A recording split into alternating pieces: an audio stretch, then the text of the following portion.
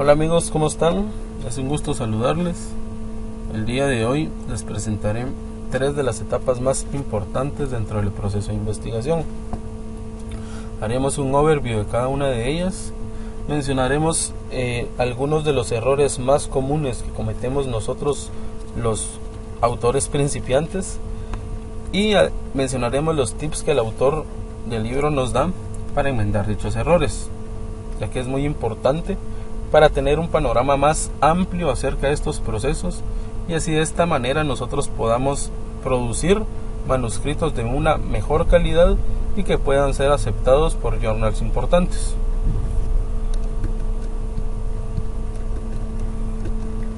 Ok, el primer proceso que vamos a tratar es el formato que se le debe dar al manuscrito. Tal y como se puede apreciar en el encabezado de la diapositiva, la primera impresión es la que cuenta. Y es que uno de los errores más comunes es enviar el manuscrito con un formato que muestra el artículo tal y como nosotros queremos que se vea en la publicación final. De inmediato causamos una mala impresión con el editor. Este va a indagar con prejuicio nuestro manuscrito y seguramente lo rechazará, aunque la calidad de la investigación sea muy buena. Otro de los errores muy comunes es la redacción del mismo. Muchos de los artículos no invitan a ser leídos, pierden al lector en la lectura o escriben sin sentido. Otro error muy común es no cumplir con las especificaciones de formato del journal. Para esto vamos a tocar cada uno de estos temas, tanto cumplir con las especificaciones de tamaño que quiere el journal, las especificaciones del formato en sí, o sea, la forma que le debemos de dar, cómo deben de ser las imágenes, qué especificaciones deben de cumplir, qué especificaciones deben de cumplir las tablas, los títulos o headings como nosotros normalmente los conocemos y las referencias, con las que ya estamos bastante familiarizados.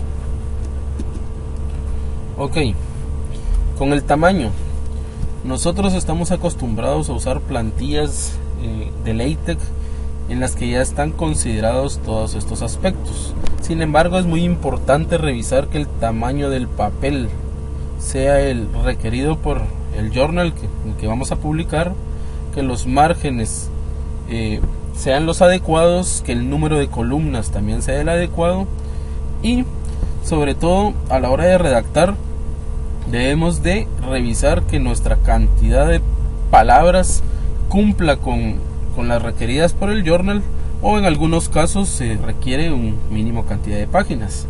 Normalmente para algunas papers de conferencia se piden 6 páginas como máximo, a veces se pide un máximo de 1000 palabras, etcétera.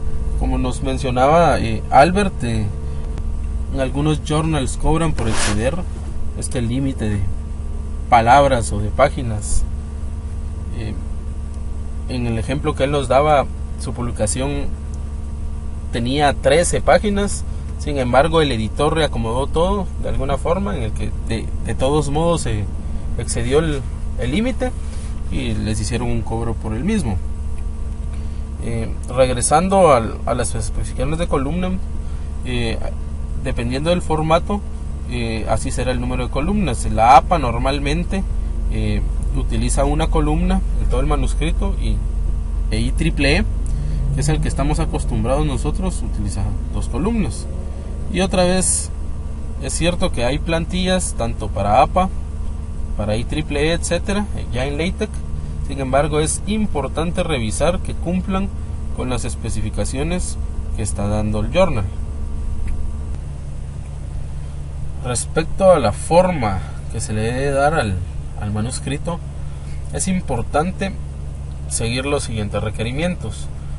Había mencionado que estamos acostumbrados a enviar nuestro manuscrito tal y como queremos que se vea en la publicación final. Sin embargo, se deben cumplir ciertos requerimientos para poder mantener el anonimato de los autores y que el proceso de revisión por parejas o por pares se realice de una mejor manera. Es importante que el título y la información de los autores vaya en una página por separado, no al principio del manuscrito como tal. Entonces esto ayuda a mantener el anonimato de los autores para poder evitar conflictos de intereses a la hora de la revisión del mismo. En una página por separado también debe ir el resumen o como lo conocemos y abstract, y en algunos journals es requerido las palabras claves. Hay herramientas de software que se encargan de buscar palabras claves, o el editor es el encargado de escogerlas. Sin embargo, algunos journals requieren que nosotros seamos los que indiquemos cuáles son las palabras claves del artículo. Otra vez, esto va en una hoja por separado. En algunas herramientas web solo se escribe el abstract en un campo y a la hora de enviar el manuscrito. Sin embargo, se requiere que sea por separado. De esta manera, el inicio del manuscrito como tal es en la tercera página, solo con título, sin información de los autores ni de la institución o instituciones, para evitar conflictos de interés, tal como ya lo habíamos mencionado. Aquí va el marco teórico, la introducción, los métodos, etcétera. Y si por alguna razón se menciona al autor o la institución dentro del manuscrito, es mejor dejarlo como una información neutral, nuevamente, para poder evitar conflictos de interés y ayudar al proceso de revisión del mismo. Nuevamente, lo que se quiere es una imparcialidad en la revisión del manuscrito, ya que a los referees únicamente se les envía el manuscrito como tal, de la tercera página en adelante, para poder tener un proceso de revisión de una mejor manera. A veces hay conflictos de intereses, de que si el que está revisando es de una universidad que no se lleva con otra universidad, o que si el autor o el advisor de este artículo no me cae bien, entonces hay prejuicios y ya nuestro artículo puede ser rechazado por situaciones como esta. Entonces, ¿por qué es muy importante el anonimato? Para la imparcialidad en la revisión del manuscrito es bastante importante. Entonces, si nuestro manuscrito no cumple esta forma, es muy seguro que el editor no lo rechace, o que nos mande a darle el formato adecuado, ya de que evidenciamos de que somos un autor principiante. A mí ya me pasó, no me dijeron nada, tal vez por el tipo de conferencia al que apliqué. Sin embargo, esto es bastante importante, es de bastante utilidad.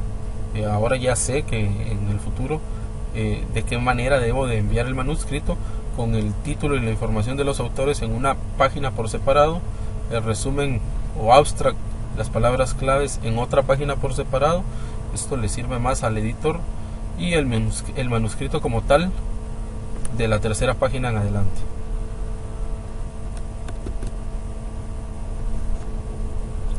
Respecto a imágenes, tablas y títulos, pues es importante que la posición de las imágenes y las tablas no las decidimos nosotros, solo podemos sugerirle al editor en dónde colocarlas. Entonces, cuando nosotros hacemos una sugerencia, lo debemos de hacer de esta forma como se muestra acá abajo: insertar tabla o figura en número tal, por acá. Ya él decidirá si la coloca en esa posición, en otra posición. Eso es trabajo ya del editor de la revista. Nosotros no podemos decidir acerca de eso. Algo importante con las imágenes es la resolución. Debemos de revisar que cumpla con los requerimientos del journal, con el formato que el journal quiere. Ya habíamos visto de que es mejor utilizar el formato de MATLAB EPS. Algunos journals nos van a rechazar las imágenes por ese por esta razón nos podrían enviar un correo requiriendo las imágenes en el formato y con la resolución adecuada. Entonces es importante revisarlo. Cada imagen debe tener su caption o su descripción debajo de ella. Vamos a ver unos papers para ejemplificar cada una de las cosas de las que estamos hablando. Y las tablas deben de tener su título. Dependiendo del formato, algunas es requerido que sea en la parte de arriba, otras que sea en la parte de abajo. Todo esto, los formatos o las plantillas que utilizamos en LaTeX ya lo tienen configurado. Sin embargo, es importante revisar que cumpla con los requerimientos del paper, del journal, perdón. Sin embargo, es bueno saber que los títulos, que las tablas deben de tener un título y una descripción. Las imágenes deben tener también una descripción o caption, cumplir con la resolución y el formato adecuado que requiere el journal, y las posiciones no las decidimos nosotros, solo podemos sugerirle al editor por dónde colocarlas y ya él decidirá en dónde las pone. Respecto a los headings, los títulos, es recomendable usar hasta 3 niveles de títulos. Por section, subsection y subsection. Lo más recomendable es usar 3 niveles, ya que si se utilizan demasiados subniveles se puede perder al lector dentro del manuscrito, y es recomendable que la articulación de la redacción sea buena para que invitar al lector a continuar con la lectura.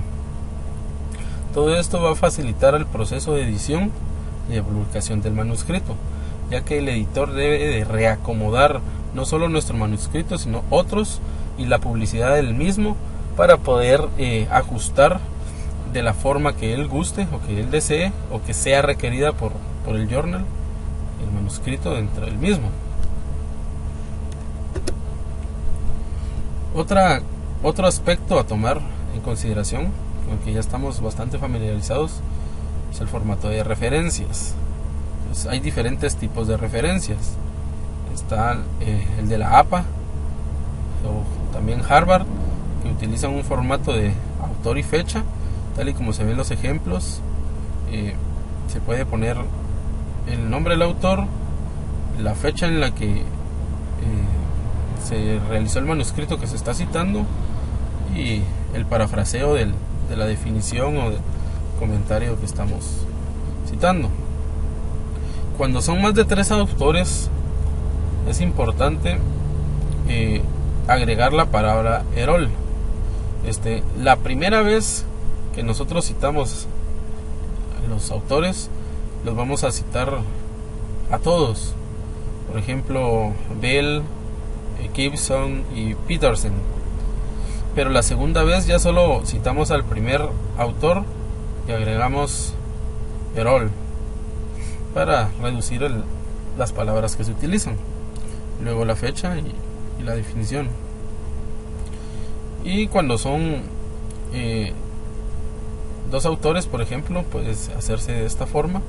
Y este formato es cuando se escribe al final de un bloque o de un párrafo. Bueno, la otra forma es con número, como estamos nosotros acostumbrados a utilizarlo. En algunos formatos se utiliza un número en corchete, en otros son paréntesis, y al final de las oraciones o de los párrafos nosotros hacemos la cita con el número de la referencia correspondiente antes del signo de puntuación, y cuando son varios pues colocamos el número de la cita en diferentes separados por comas, tal y como se muestra en este ejemplo. Y es importante en la tabla de referencias que va al final. Nosotros ya estamos familiarizados utilizando BibTeX, que es una herramienta que nos facilita la creación de la tabla, y hay 2 formas de hacerlos, de ordenarlos, ya sea por orden de aparición en el manuscrito o por orden alfabético. Luego veremos unos manuscritos en los que podríamos ver 2 diferentes tipos de formatos y ver cómo cómo utilizan todas estas especificaciones. Respecto a los quotes, es importante, ya todos sabemos utilizar comillas. El texto debe ser italicado, y si tiene un número mayor a 50 palabras, es importante hacerlo en bloque separado del texto que estamos utilizando y que debe ser indentado. Aquí hay un ejemplo de quotes que están separados con texto. Este no es mayor a 50 palabras y al final pues están citando de dónde se sacó el quote. Aquí hay un ejemplo de un paper, un review paper, que según las especificaciones que hemos estado hablando, es importante revisar no solo el tamaño del papel, también los márgenes. Tenemos de revisar que cumplan con las especificaciones del journal al que se va a publicar. Vean cómo el título, la información de los autores se muestra al principio de la página. En el proceso de envío del manuscrito se dice que toda esta parte debe ir en una página por separado, ¿sí? El abstracto, que es el que está por acá, en la segunda página también por separado, junto con las palabras claves que están por acá, y en la tercera página que inicia el manuscrito iría la introducción y todo lo que sigue. Se dan cuenta, por acá tenemos formato de citación con números, es el formato de IEEE. Esto es un poco diferente. Se dan cuenta, ellos no ponen las comas adentro del corchete, sin embargo sí se puede hacer para citar varios que son consecutivos. Él pone del 1 al 3. Se dan cuenta, este cumple con el formato por orden de aparición. Van del 1 al 3, luego el 4 y luego el 5. Sin embargo, como el 3 ya había aparecido y lo vuelven a citar, está otra vez por acá. Otra cosa importante dentro de este manuscrito es que esto no lo dice el autor, pero tiene pie de página y header. Algunos journals lo requieren saber cuál es, y en el pie de página se pone el ISBN.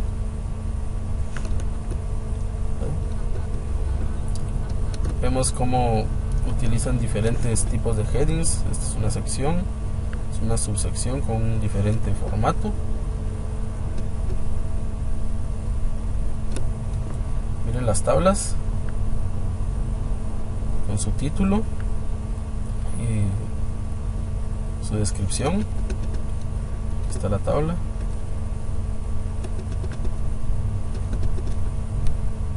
Está citando figuras, tienen su respectivo nombre, y aquí hay una figura.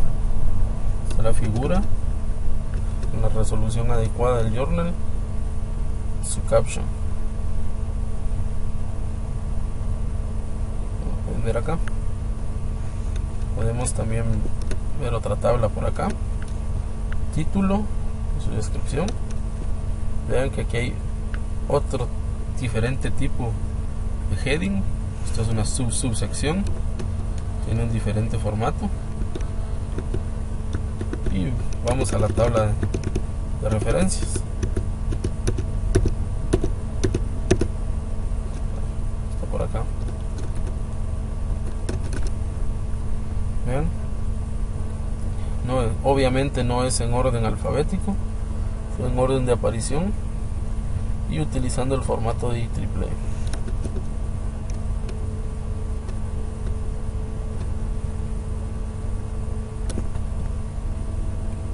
Vamos a ver un ejemplo con un formato diferente. Vean que el título es totalmente diferente, también es un review paper. Vean cómo está indicada la información de los autores y de las instituciones. El abstract también tiene un formato muy parecido a la demás parte del manuscrito. El formato IEEE es totalmente diferente. Las palabras claves. Acá indican las abreviaciones a un principio. Vean los headings. Vamos a buscar subsecciones para ver diferencias. Vean las imágenes con su nombre y su caption. Aquí también utilizan la forma de citar de números.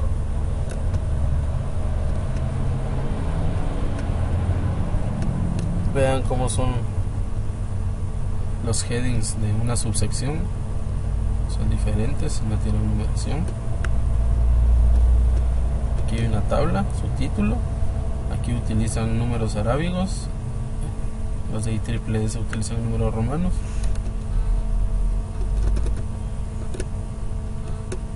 Otra tabla.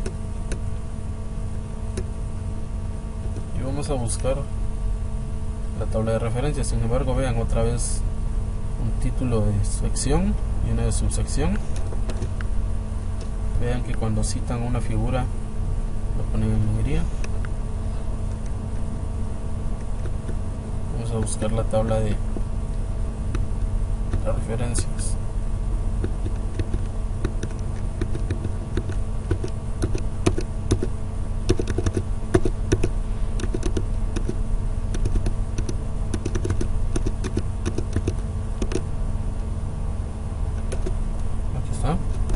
Utilizan un formato totalmente diferente, tal y como se puede ver acá.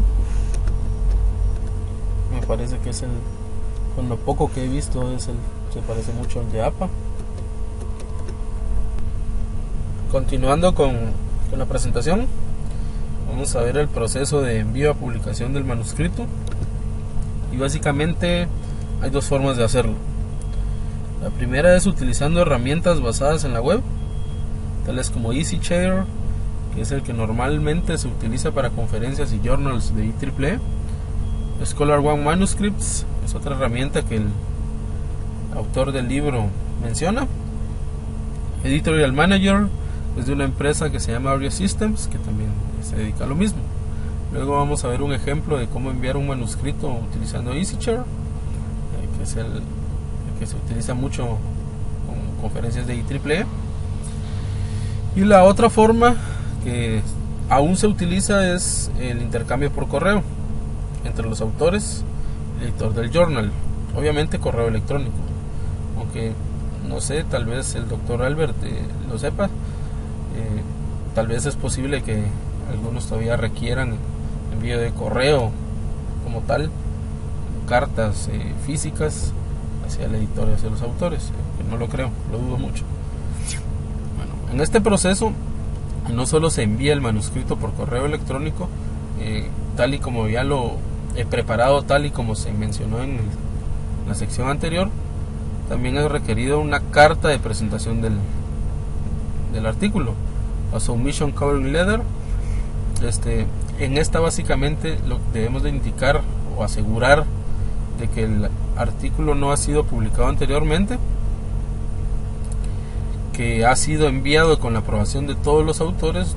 Todos estamos de acuerdo en que el artículo se publique en ese journal, que no haya conflictos de interés. O sea, obviamente nadie va a asegurar, nadie va a decir que hay conflictos de interés, de que, no sé, todos sabemos de que en todos los niveles en la sociedad siempre hay corrupción. Entonces es posible de que el editor sea cuate de uno de los autores y amigo de uno de los autores y estén haciendo favor solo para cumplir requerimientos de publicación en un journal para un doctorado, etcétera, y que se cumple un código ética, por ejemplo, de que no se manipularon los datos, los resultados no fueron alterados, no fueron inventados, etcétera.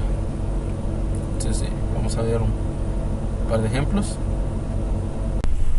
Esta es la página de EasyShare. Naturalmente necesitan un usuario y una contraseña para poder ingresar. Vamos a utilizar una sumisión que dejó abierta con TIE 2015 para ver cómo es el proceso. Le damos clic en New Submission, seleccionamos si va a ser paper o póster, le damos continuar, llenamos los campos para la información de la dirección de correspondencia, la información para los autores por separado, luego el título y el abstracto, como ven también va por separado, los keywords uno por línea, tal y como dice ahí, y aquí donde dice uploads se sube el PDF con el documento. No hay una herramienta para subir imágenes o tablas, así que se ponen al final con el respectivo nombre e indicando las sugerencias en donde se quieren colocar. Luego de este se da clic en Submit para poder enviarlo. Este es un ejemplo de una carta de presentación para un artículo. Está la información de contacto de los autores, la persona que es el editor del journal en donde se quiere presentar el artículo, información acerca del manuscrito que se quiere enviar, y aquí es donde remarca que el manuscrito no ha sido publicado ni está considerado para ser publicado en otro lado, y también remarcan que no hay conflictos de interés. Pero en esta carta me llamó mucho la atención de que piden respetuosamente de que este personaje sea uno de los referees del manuscrito, y además ellos sugieren un listado de posibles referees para evaluar el manuscrito, es firmada por el encargado. Regresando a la presentación, aquí hay una lista de cotejo acerca de las cosas que debemos de revisar antes de enviar a revisión o a publicación un manuscrito. Entonces, la primera cosa que hay que tomar en cuenta es revisar si el formato cumple con los requerimientos especificados por el editor del journal. Entonces es bien importante, esto es crítico. Si no cumple con esos requisitos, no lo van a aceptar. La otra cosa es si el título y la información de los autores está presentado en una página por separado. Esto es importante para el proceso de revisión. Hay que mantener en el anonimato la información de contacto de los autores y de la institución para evitar conflictos de interés, etcétera. Hay que revisar si el abstract está presentado en una página por separado, también es importante.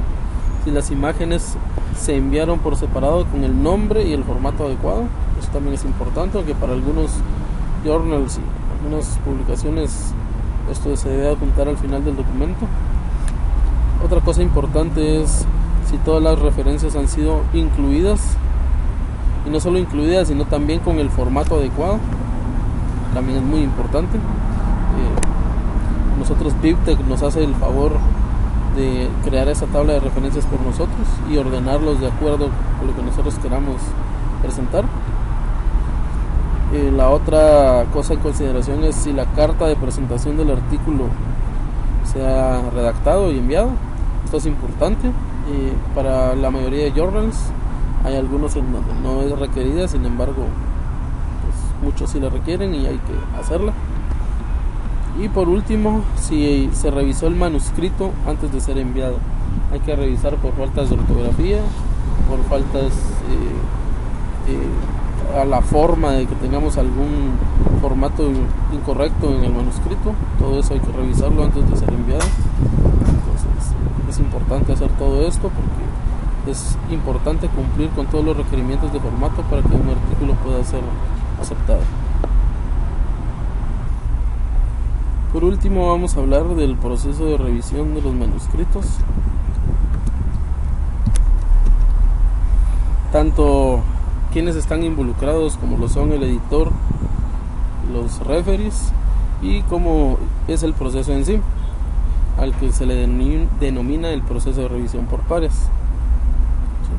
Aquí en la imagen se ilustra cómo un científico lleva su manuscrito a someterlo a la revisión del referee y del editor, quienes están esperando ahí con palos y espadas para que finalmente acepten o no acepten su manuscrito.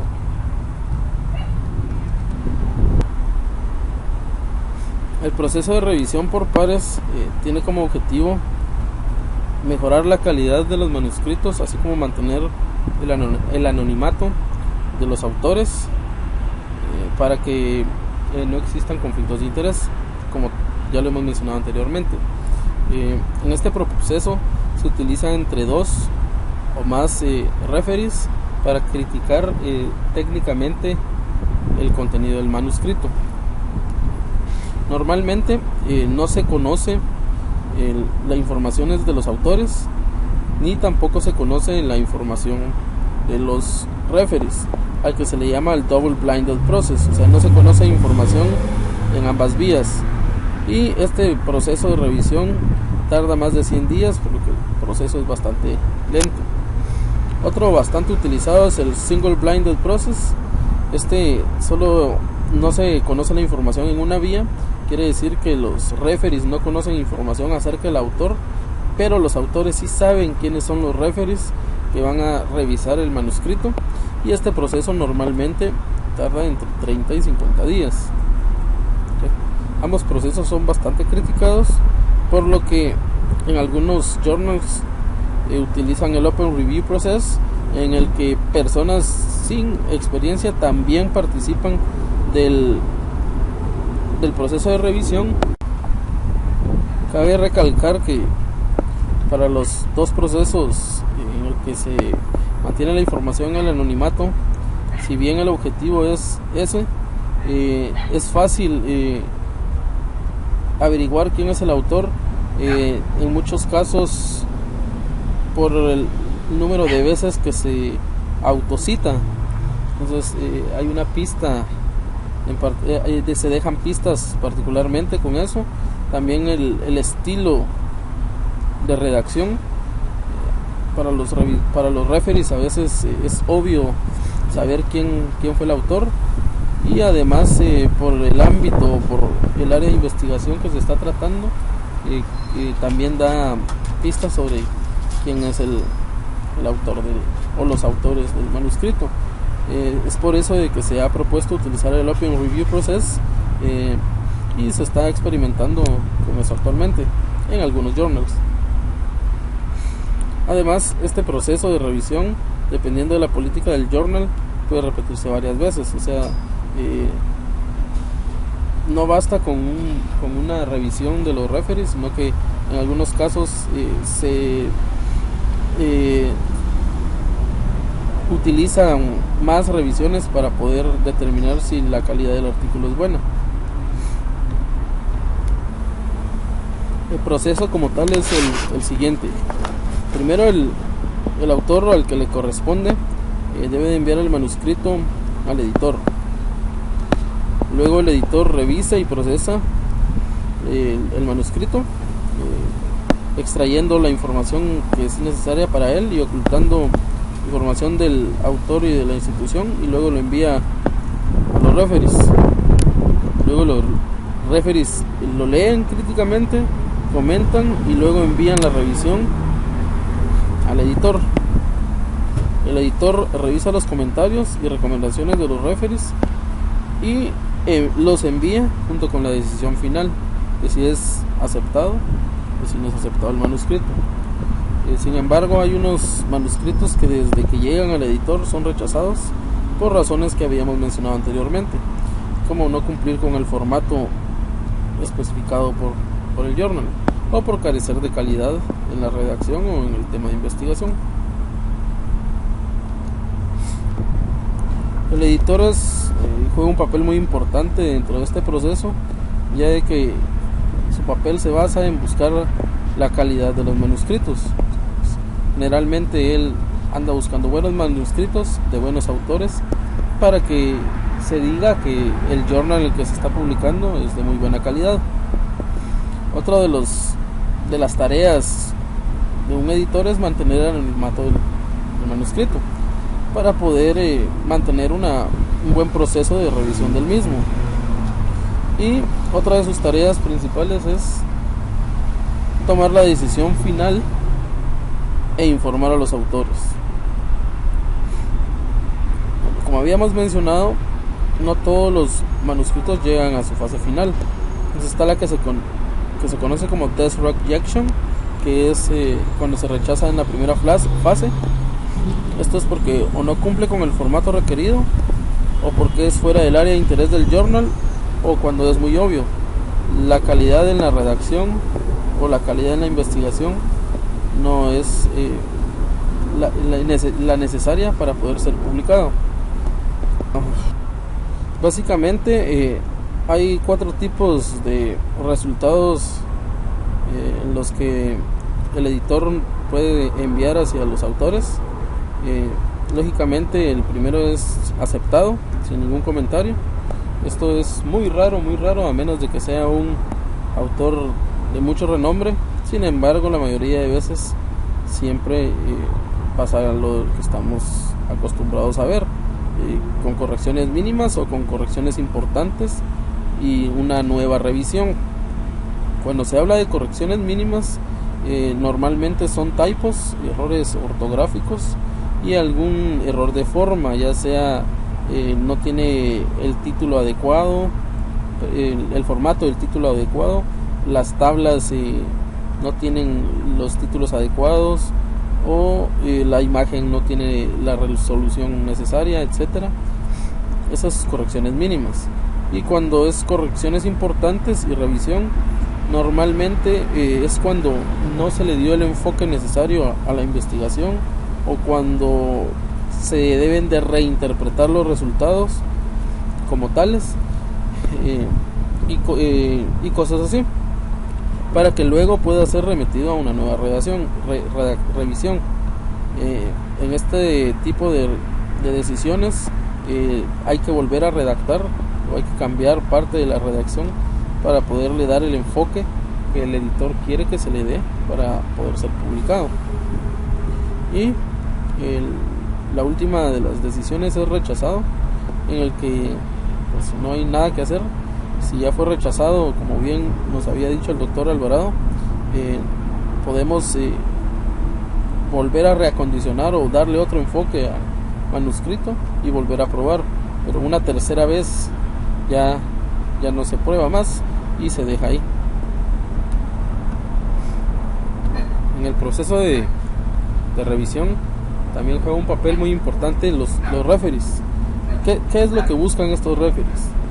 En la introducción, que esta sea clara y que el planteamiento del problema también sea claro. O sea, quieren ver que se entienda por qué se está haciendo este tipo de investigación y qué es lo que vamos a mejorar.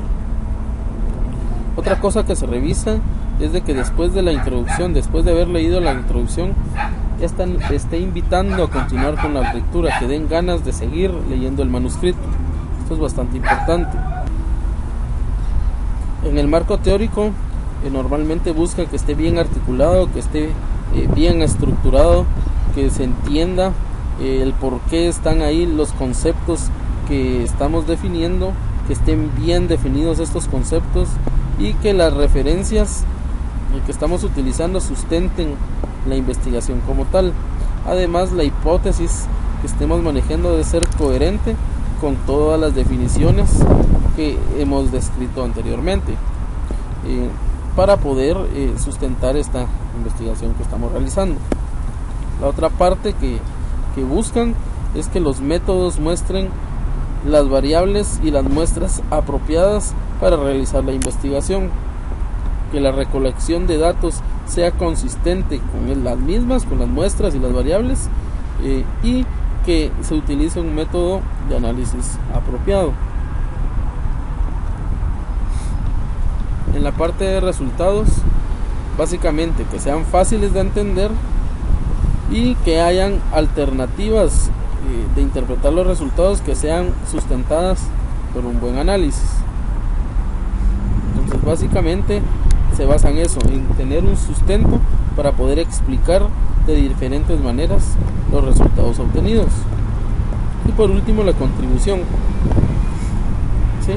Que nuestros resultados de nuestra investigación realmente den valor hacia la academia, ¿sí? Que estemos aportando conocimiento de valor hacia la academia, que nuestro manuscrito estimule el pensamiento y el debate acerca del área en que estamos investigando, y que se discutan las implicaciones de este mismo trabajo para la comunidad científica.